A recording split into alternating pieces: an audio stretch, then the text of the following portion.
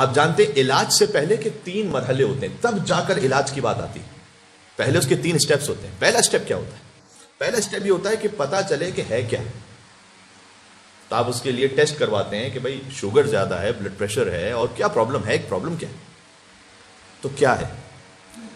دوسرا اس کا سٹیپ ہوتا ہے کہ پتا چلے کہ کیوں ہے. مثلا اگر کسی کو شوگر زیادہ ہے تو کیا انہیریٹنس میں اس کو ملی ہے، یا اس نے اپنا بے احتیاطی کی ہے کھانا کھانے میں، یا اس کے کسی اور کام میں بے احتیاط، کیا وجہ ہے. تو ایک تو یہ کہ ہے کیا اور کیوں ہے. اور تیسرا سٹیپ یہ ہوتا ہے کہ جس سے یہ پرابلم ہے اس کا ارادہ ہو کہ مجھے اپنا علاج کروانا ہے. بھائی فرض کیجیے کوئی شوگر ہے، اب ڈاکٹر صاحب کچھ بھی کہہ لیں اسے، وہ کہا کہ نہیں بھائی مجھے تو بھائی جب تک میں 2 من مٹھائی نہیں کھاؤں گا میں تو مجھے اچھا نہیں لگتا، میں تو کھانا ہی کھانا. اب آپ کچھ بھی کر لیجیے اس کے سامنے.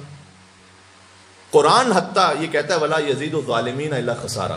جو ظلم کرنے کا ارادہ ہی کر چکا ہے اس کے لیے تو قرآن بھی خسارے کے سوا کچھ نہیں.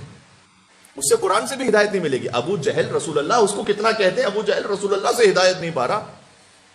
اب عبداللہ حسین علیہ السلام لشکر یزید کے سامنے خطبے دے رہے ہیں، ان کو ہدایت نہیں مل رہی. امام حسین علیہ السلام سے بڑھ کے کوئی مبلغ ہو سکتا ہے؟ امام حسین علیہ السلام سے بڑھ کر کسی کی زبان طاہر ہو سکتی ہے جو خود لسان اللہ ہے؟ تو جس نے خود ہی ارادہ کیا ہوا ہے کہ اسے ٹھیک نہیں ہونا، تو اس کے سامنے اگر امام معصوم کی بات بھی آ جائے تب بھی وہ اصلاح نہیں لے گا.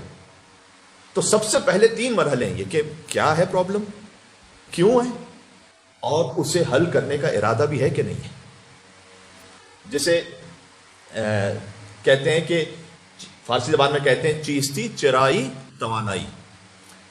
کیوں، کیا، اور پھر وہ توانائی، وہ انرجی، وہ موٹیویشن کہ جس سے مجھے اس کو سالو کرنا ہے معاملے کو. اب مثلا فرض کی کوئی بد زبان ہے تو پہلے تو وہ یہ سمجھے کہ میں بد زبان ہوں.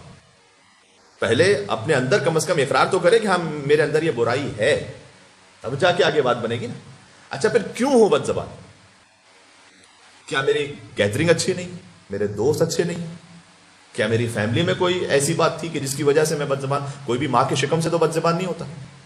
تو میں کیوں ہوں یہ دیکھنا پڑے گا. شاید میرے دوست اچھے نہیں، شاید میں جو سوشل میڈیا پہ چیزیں دیکھتا ہوں وہ ٹھیک نہیں. کیوں؟ اور پھر اس کو ٹھیک کرنے کا ارادہ. کوئی بد نگاہ ہے، کیوں ہوں بد نگاہ؟ پہلے تو اقرار کرنا چاہیے اسے کہ اپنے دل میں کم از کم لا یجوز اظہار ذنب امام الاخرین. یہ بھی دیکھیں کتنی اس میں باریکی بھی ہے اور لطافت بھی ہے. ایک طرف سے یہ آیت اللہ سیستانی کا فتویٰ میں نے پڑھا آپ کے سامنے ان کی ویب سائٹ سے.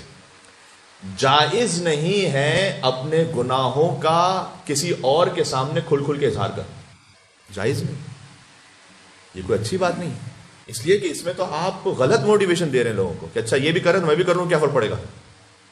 سوائے اس کے کہ جس سے آپ کوئی ہدایت کی امید رکھتے ہیں. مثلا کسی عالم کے پاس آپ گئے ہیں، کسی اچھے مخلص بہت دیندار دوست کے پاس گئے، اس سے آپ اپنا معاملہ شیئر کرنا چاہ رہے ہیں کہ دیکھو یہ پرابلم ہے، اب آپ مجھے اس کا حل بتلائیے. ویسے جائز نہیں ہے کہ انسان اپنے گناہوں کا ہر ایک کے سامنے اظہار کرتا رہے. That's not the right way. ایک تو ہوتا ہے گناہ کرنا، ایک ہے فحشا، اور پھر فحشا اس کے بعد روڈ پر آ کر کرنا، یہ اور زیادہ بدتر ہے. اس کا اظہار کر رہے ہیں آپ، غلط ہے یہ.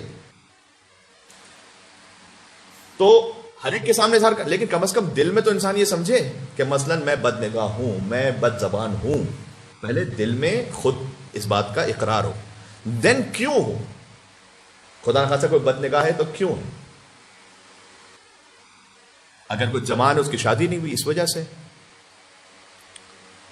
کیا معاشرے میں ہم نے نکاح کو بہت زیادہ مشکل بنایا ہوا، اس وجہ سے بہت سارے لوگ بد نگاہ ہیں.